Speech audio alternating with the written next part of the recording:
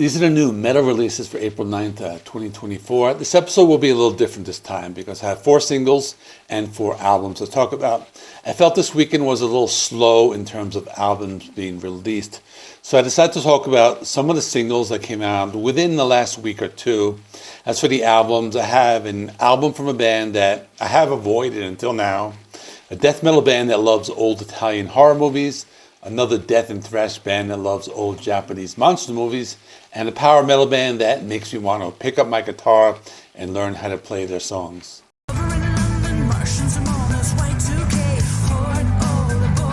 First, let me start with a single from Nightwish called The Day Of. This is from their upcoming album, Yesterwind, that will be coming out next month, September 20th. This one was different for a number of reasons. It was much shorter than the first single, about half the duration. Sounds different than what they usually put out. At first it sounded like some synth pop with the use of electronics in the intro, but then it sounded more like a Nightwish. They have a children's choir, more of their symphonic sound. The lyrics are about some type of Armageddon that's around the corner. I think I like the song despite it being different. It doesn't really go heavy, but at the same time, it's not one of their ballads. I thought it was catchy. It stays with you after a few listens. I'm looking forward to the album, but I have a feeling it will be one of those divisive albums where some people love it and some people hate it. I'm expecting more human to nature. I'm not really expecting Wishmaster or anything like that, but let's see what this new album brings.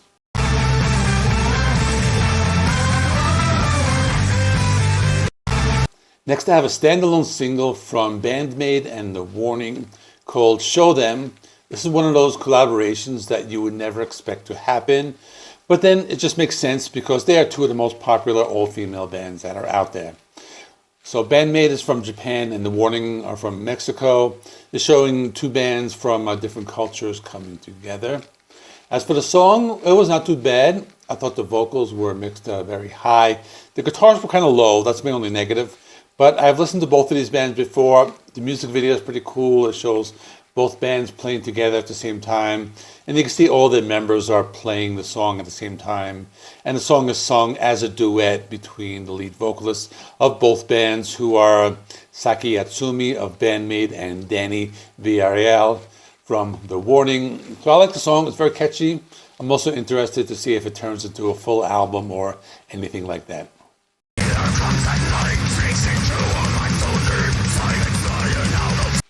Next, I have a single from Arch Enemy called Dream Stealer.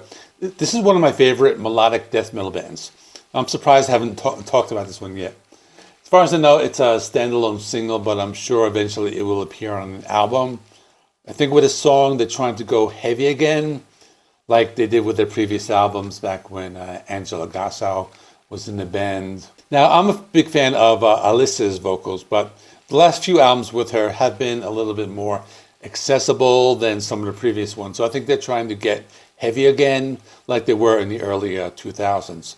The vocals are very brutal and intense, and the guitar riffs hit very hard. Even though they hit hard, the song still has some melody. I think the song will please fans of their earlier period. The heavier sound may also have to do with the fact that Jeff Loomis left the band and they got a new guitar player, Joey Concepcion. So I hope to hear more from this band, and hopefully they release another album.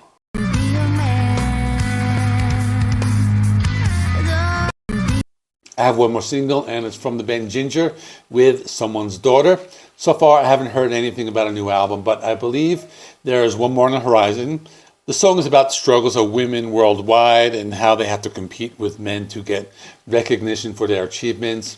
I like the song. Tatiana uses mostly clean vocals during the song, but she also uses her harsh vocals at one point towards the middle of the song.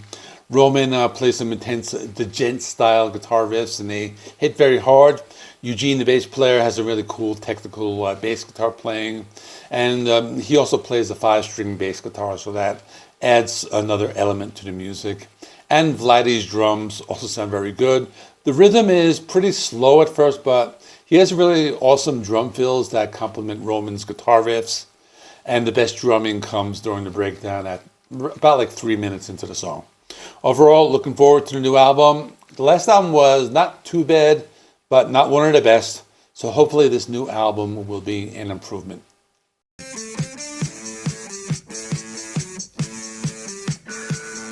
Now for the album reviews. The first one I have is King Gizzard and the Lizard Wizard with Flight B741. I have avoided this band for many years now. I think it's because they release so many albums, it's hard for me to keep up with them. I was going to review one of their albums, which was maybe 5 or 6 albums ago. I don't remember what it was, but I never got to it. And then they released an album last year that everyone was raving about called Petro-Dragonic Apocalypse or something else. And people called it the best thrash album of the year. And it was appearing on all these like top 10 lists. And they're not a metal band, but they released like one of the best metal albums. So I decided that I'm going to like check out this band. And this is completely different. It's not metal at all. It's more like blues rock and boogie rock. So I thought it was pretty good. In general, it sounded like the Black Crowes. That was the first band that came to mind. But I could also hear some influence from the Rolling Stones, more like their early 70s period. The opening track, Mirage City, was a fun country rock song. Then you have some harder rockers like Raw Feel with slightly distorted guitars and the blues harmonica. Not everything sounds as it came straight out of the 60s. For example, the song Field of Vision sounded more modern, such as something from the aforementioned Black Crowes. They also seem to be having a little fun on the album as well. There's a song called Hog Calling Contest. It sounds like a fun country jam session. The album also has lead vocals by various members of the band, and they have lots of vocal harmonies. I know this band has released many different albums in many different styles, so I would say this is for fans of the blues rock, 60s Rolling Stones, or later music like the Black Crowes or similar bands. It's not a metal album. It's not metal at all, but this band was, or they have metal albums in their discography, so that's why I am including it. It's not bad. I scored a 7.5 out of 10. I thought it's a fun album, but I also happen to be a fan of classic rock, so it depends on what kind of music you listen to.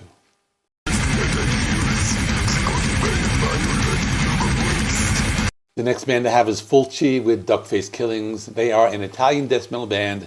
They're influenced by the Italian director Lucio Fulci, who has made some classic horror films such as Zombie 2 and many others.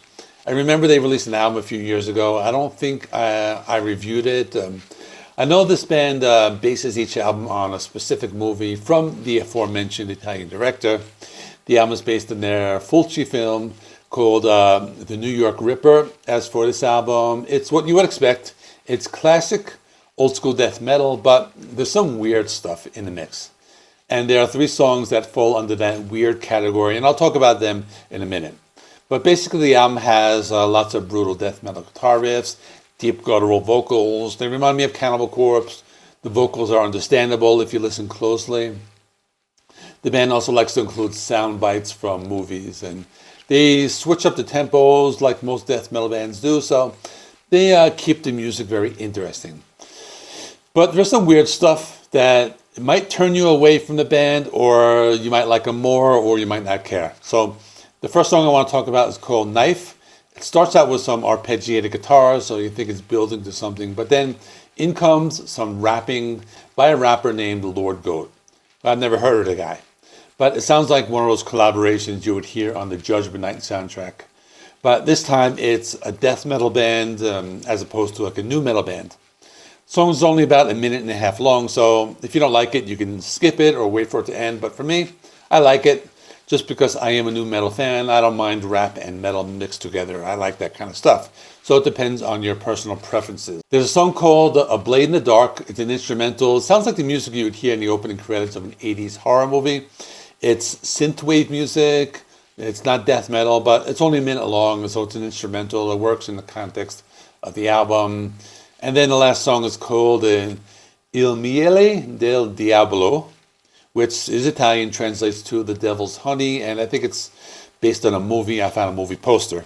So it's the last song on the album, 3 minutes long, and it starts with that horror movie synthwave I was talking about. It goes on for about 1.5 minutes, and then you hear some guitars, but then after that, you hear some saxophone playing. So it's a mix of heavy distorted guitars and saxophone, which is something that's kind of trending in metal right now. I've heard other death metal bands do this. We hear more saxophone in metal now, but it's an instrumental song. Otherwise, the album is pure death metal like every other song. So I like it. I don't like the weird stuff. I don't mind the rap. But my score is an 8.5 out of 10. I think this band knows what they want to do. They have a clear vision of what they want to sound like and the type of music they want to make. So I think you should check them out.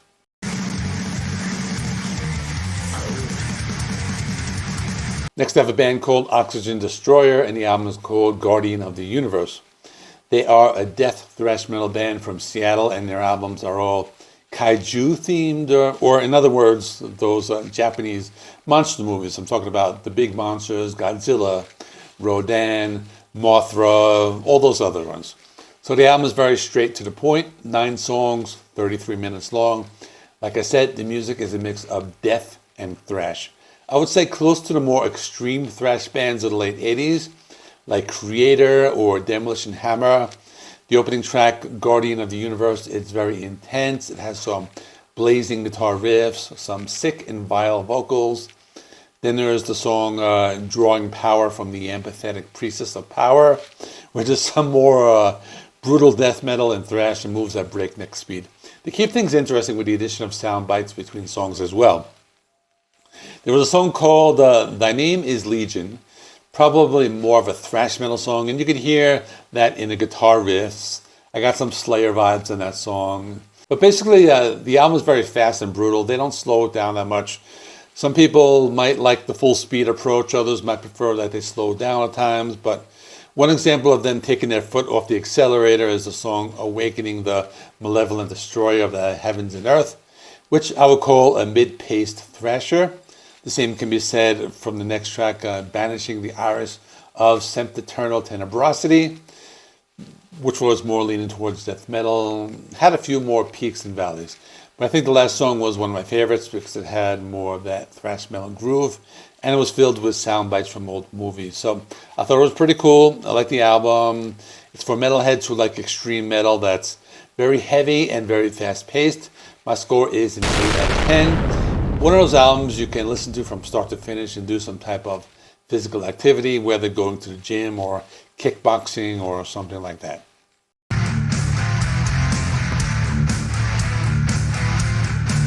I have one more album, that's HammerFall with Avenge the Fallen. They are a Swedish power metal band from Gothenburg. They released an album 2 years ago called Hammer of Dawn. It was one of my favorite power metal albums of the year because they have a style that's more of a mix of traditional heavy metal with power metal. What I like about the album from 2 years ago, Hammer of Dawn, was the riffs. They were infectious and they just made me want to pick up my guitar and learn how to play them. Now it's 2 years later, and this band and album is not much different than what you would expect. They are one of those bands that give you what you want, and the fans are happy with it. It's their 13th album, and it's very good. It's consistent, the songs are catchy, there's lots of memorable guitar riffs. What's interesting about this album is that many of the songs were written while they were on the road, but others were based on ideas that they had going back like 20 years ago. So it has some good songs. The opening track is called Avenge the Fallen, starts with some big gang vocals, and it gives it a very big and epic feel. I like the guitar riffs in the song. They like to use a lot of palm muted guitar riffs in the songs, as well as traditional heavy metal styled guitar riffs. The song has a big and epic sound, kind of like a Manowar type of song. And there's lots of melody, especially in the guitar playing. Then there's the song Hail to the King. Not the Avenged Sevenfold song, but it's more of an epic power metal song. What I like about this band is that they don't always play super fast. Sometimes they slow it down. I would call Hail to the King more of a power ballad. Has lots of melody and big sing-alongable choruses. One of the most melodic songs in the album is Hope Springs Eternal. Another power ballad. It reminds me of a classic Scorpions type power ballad. Has lots of melody, but if you're looking for something that's more intense and energetic, there's the song called Burn It Down.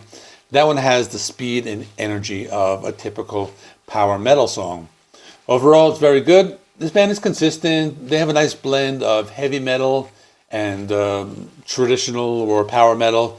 My score is an 8 out of 10. if you like bands like Halloween or Gamma Ray, definitely think you should check it out.